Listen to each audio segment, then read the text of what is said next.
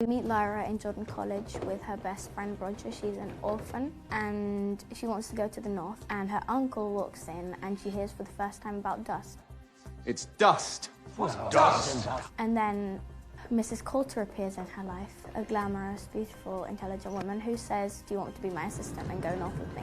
She obviously says yes. It's the best decision for both of us. Then she goes looking for Roger. Roger's disappeared. She can't find Roger. So she goes to London with Mrs. Coulter. Turns out Mrs. Coulter is a psycho. So she runs out of the house. She gets kidnapped by the gobblers. The Egyptians save her. She moves in with the Egyptians. The Egyptians and her decide to go to the north and save the kids because they've got missing kids too, and Roger is with the gobblers. Then they go to Trollisund and they meet Yorick Bernison and Lee Scoresby, and they go out north with them. Then they go to Bolvangar and they save all of the kids.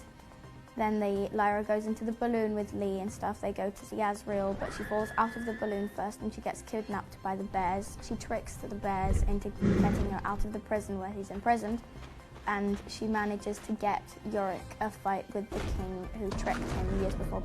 The king is Yorick suddenly because they've had a fight and he wins the battle. So she decides she wants to go give her alethiometer that the scholar gave to her back to her uncle, Azrael, who we've now discovered is her father. And she goes up to see him. She goes with Roger.